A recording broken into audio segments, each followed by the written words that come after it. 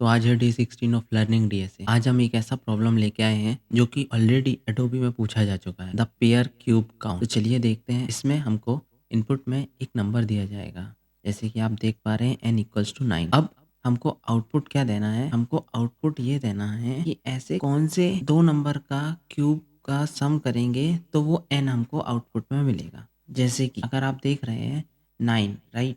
तो 9 1 का cube plus 2 का, तो 2 का क्यूब हो गया 8, 1 का क्यूब हो गया 1, तो 8 प्लस 1 9। सेम टू सेम अपोजिट, जैसे कि आप देख पा रहे हैं where a comma b and b comma a are considered two different pair. तो a कॉमा b एक काउंट हो जाएगा और b कॉमा a दूसरा काउंट। इसलिए जब हमने 2 का क्यूब किया 8 प्लस 1 9। इसके अलावा भी हो सकते थे, जैसे कि अगर हम 3 का क्यूब प्लस 3 का क्यूब करेंगे तो वो हमारा 9 से आगे चला जाएगा। 3 का क्यूब हो गया 27 प्लस 27 54, राइट? n मतलब 9 से बहुत बड़ा हो गया। अपन को ऐसे दो नंबर का क्यूब का सम निकालना है जिसकी वैल्यू n है, उसका काउंट देना है कैसे कितने पेयर हो सकते हैं। तो जैसे कि 9 के लिए 2 पेयर हो गए। ये दूसरा एग्जांपल देखे 28, तो 1 का क्यूब 1 और 3 का क्यूब 27, 27 प्लस 1 28। इसी का अपोजिट हो जाएगा 3 का क्यूब 1 का क्यूब। अपार्ट फ्रॉम दैट इसके अलावा और कोई दूसरा हमारे पास पेयर ही नहीं है ना।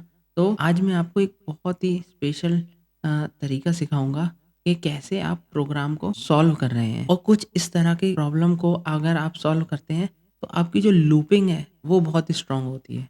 आपको अंडरस्टैंडिंग होती है कि लूप हमको कैसे स्टार्ट करना है और कब तक चलाना है और किस किस सिनेरियो को हमको कंसीडर करना है। तो यहाँ पे आपकी जो लूपिंग है वो बहुत स्ट्रांग होती है और जनरली ये सारी बड़ी कंपनियां यही देखती हैं कि आपकी लूपिंग कितनी स्ट्रांग है। तो चलिए चलते हैं अपने इंटेलिजे पे। तो हम इंटेलिजे पे आ गए हैं। तो ये रहा हमारा इंटेलिजे। हमने यूजर से इनपुट ले लिया है n, ठीक है। अब मैं आपको बिल्कुल बहुत ही आसान तरीका सिखाता हूँ कि लूप कैसे लिखना। अगर अभी भी आपको लूपिंग में इशू है तो ये समझने के बाद आपकी लूपिंग का इशू बिल्कुल ही छूमंतर हो जाएगा। तो चलिए देखते हैं। हम क्वेश्चन से ही निकालेंगे कि हमारे लूप कहाँ से कहाँ तक चलना है, ठीक है। तो ये मैंने उसका प्रॉब्लम स्टेटमेंट ओपन कर लिया है जहाँ पे हमारे पास कंस्ट्रेंट रहते हैं। तो अगर आप देख पा रहे हैं ए हमारा 1 के इक्वल हो सकता है और 1 से बड़ा होगा, और बी हमारा 0 के इक्वल हो सकता है और 0 से बड़ा होगा, ठीक है। तो चलिए अब हम आपको लूपिंग सिखाते हैं। तो सबसे पहला हमारा ए हो गया, ठीक है। हमको ए और बी का क्यूब करना है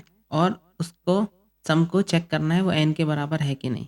तो हमने सीधी सीधी कंडीशन लिख देते हैं। चलो ए इंटू ए प्लस बी इंटू बी। जैसे ये डबल इक्वल्स टू एन होगा, हमको हमारे एक वेरिएबल को तो हम काउंट वेरिएबल बना लेंगे, काउंटर। उसको 0 से इनिशियलाइज कर दिया और इसको प्लस प्लस कर दिया, ठीक है। जब भी हमारी ये कंडीशन सेटिस्फाई होगी दैट मीन्स कि हमारा काउंटर इंक्रीज हो जाए, ठीक है। और हमको लास्ट में काउंटर को प्रिंट करा लें, ठीक है। अब हमको चलाना है ए और बी के बारे में, ठीक है। तो अब जैसा कि पहले ए के बारे में बोला गया है वो 1 या 1 से बड़ा होगा। तो चलिए हमको कंडीशन पता चल गई, एंड ए इक्वल्स टू 1। अब ये कहाँ तक चलेगा? ये चलेगा up to n। Max value क्या हो सकती है? n का क्यूब, राइट। तो ए इज जब तक छोटा या बराबर है n के तब तक a को प्लस करते चलो, ठीक है। अब a प्लस b का क्यूब भी देखना है, तो हमने बोला और, ठीक है। अब b की वैल्यू क्या बोली है? 0 से सेटिस्फाई करवानी है, तो b equals to 0 up to n तक। और ये हो गया हमारा दोनों लूप, और उस लूप के अंदर हमने हमारी कंडीशन को उठा के पुट कर, दैट्स इट। अब इसको हम चला के देख लेते हैं। इनपुट में 9 दिया तो 2 आ गया, ये तो बिल्कुल सही चल रहा है। 27 1 पर finally you are able to understand the looping, right. अब इसको एक बारी आप खुद से प्रैक्टिस करिए, ठीक है। जब आपसे ये हो जाए, जब आपको इसमें अंडरस्टैंडिंग आ जाए, उसके बाद जो मैं आगे बताने जा रहा हूँ उसकी प्रैक्टिस करें। तो जैसे कि अभी अपन देख पा रहे हैं हमारे 2 लूप चल रहे हैं। एक लूप चल रहा है 1 से लेके n तक, दूसरा चल रहा है 0 से लेके n तक। ऑलमोस्ट मतलब ये भी n टाइम चल रहा है, ये भी n टाइम चल रहा है। तो हो गई अपनी n multiply by n square time चल रहा है, ठीक है।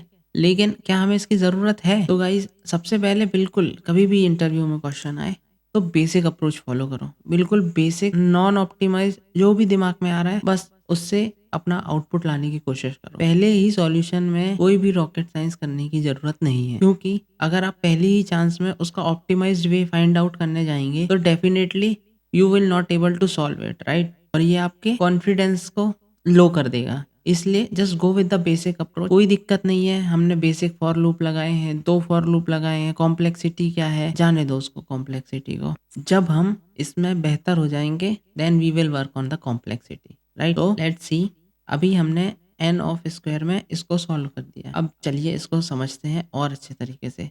2 मिनट का समय लीजिए और इसको समझने की कोशिश करिए कि हम इसको और कैसे कम कर सकते हैं। तो अगर आप देखेंगे कि हम मैक्स कब तक जा रहे हैं, एन के क्यूब रूट तक, राइट। तो जैसे कि हमको एन तक जाने की जरूरत ही नहीं। क्या हम इधर पे 2 से आगे चेक किया?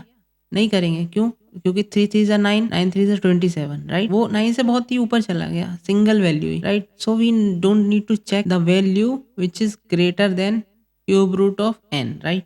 सेम टू सेम 27, 3 3 जा 9, 9 3 जा 27। अब अगर हम 4 का लेंगे, it's a waste of processing, right. तो अगर हम अपने कोड को थोड़ा सा मॉडिफाई करें, like int max cube root equals to, और बोलते हैं math dot cbrt of n। अब ये डबल करता है रिटर्न, तो हमको इंटीजर चाहिए, राउंड ऑफ वैल्यू, और हम n तक ना जाने की जगह मैक्स क्यूब रूट तक जाएंगे। चलिए इसको फिर से रन करके देख लेते हैं। अभी भी सही चल रहा है 27। चलिए इसको एक बार सबमिट करके देख लेते हैं कि सही है कि नहीं। काउंटर को रिटर्न करा दिया, इसको कंपाइल एंड रन। एक टेस्ट केस तो पास हो गया, लेट्स सबमिट। पूरे 202 के टेस्ट केसेस पास हो गए और हमने अपने प्रोग्राम को ऑप्टिमाइज भी कर लिया। अब इसमें आप और सोच क्या कि अभी भी इस लूप की जरूरत है? Let's comment. हमने बाहर वाला लूप को तो जैसा कि तैसा लिख दिया और हमने बोला कि हमारे पास क्यूब रूट है, राइट। अब हम इस क्यूब रूट को अपने नंबर से माइनस करते हैं। चलिए ना, तो n माइनस एक्स क्यूब, तो ये आ जाएगा अपना रिमेनिंग नंबर। ये रिमेनिंग आ गया अपना, ठीक है। अब हम ये चेक कर सकते हैं ये भी किसी का क्यूब रूट है क्या। तो let's give it a try.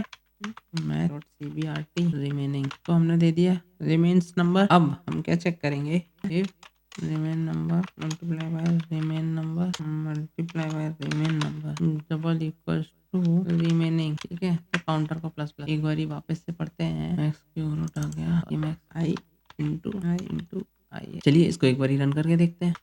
ये तो अभी भी सही चल गया।